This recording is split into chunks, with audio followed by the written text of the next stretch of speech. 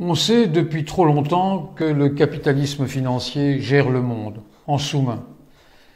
Avec l'arrivée d'Emmanuel Macron, le Mozart de la finance, à la présidence de la République française, on sait que cette finance gère maintenant la République. Emmanuel Macron est effectivement l'incarnation de la finance. Il a été banquier, pas n'importe quel banquier, banquier d'affaires, pas dans n'importe quelle banque d'affaires, au sein de la banque Rothschild, ça aurait pu être la banque Dupont, mais il se trouve qu'il a été embauché par la banque Rothschild. Il a été embauché par la banque Rothschild, pas à n'importe quelle fonction, la fonction d'associé gérant. La fonction d'associé gérant, le terme veut bien dire ce que ça veut dire, c'est le plus haut niveau de responsabilité au sein d'une banque d'affaires.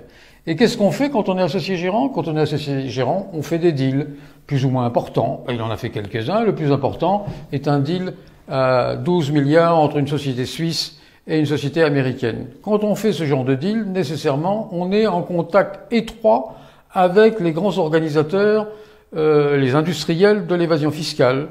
Et qu'est-ce qu'il a vu à cette occasion pendant plusieurs années?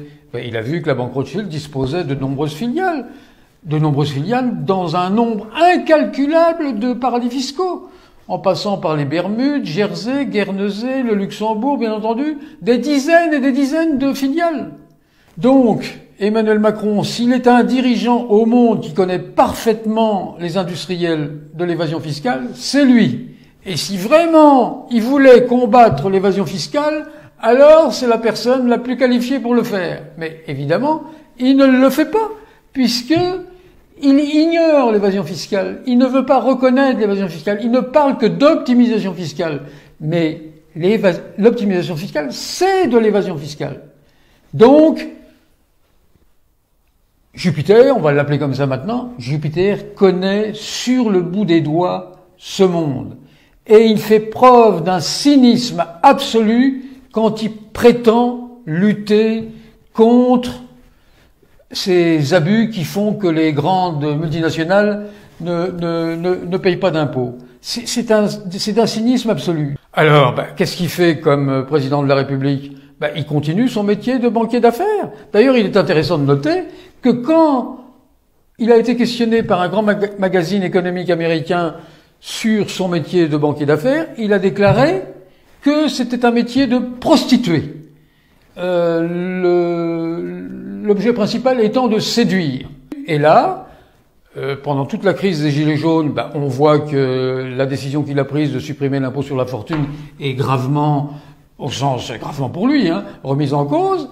Et il dit qu'on va faire des évaluations en 2019, des fois c'est 2020, des fois c'est 2021, comme ça on se rapproche de la fin du mandat, pour voir si la mesure prise est la bonne. Mais c'est pas la peine, il connaît parfaitement le résultat, puisqu'il a le résultat à côté, en Belgique. La Belgique, c'est un paradis fiscal.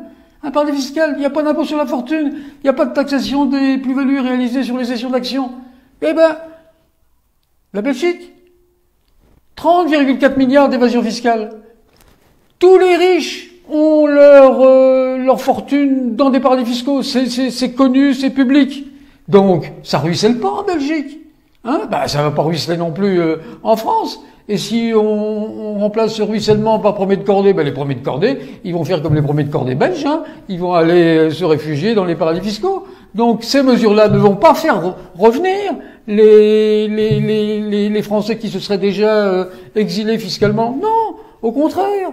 Ils vont faire comme les Belges. Il y a différents types de paradis fiscaux. Il y a les 2 étoiles, il y a les 3 étoiles, il y a les 4 étoiles. Les Belges, ils ont trouvé aussi qu'ils étaient dans un 2 étoiles, par exemple, et qu'ils pouvaient aller voir dans des 3 étoiles ou 4 étoiles. C'est une course sans fin. L'objectif, c'est 0 impôt.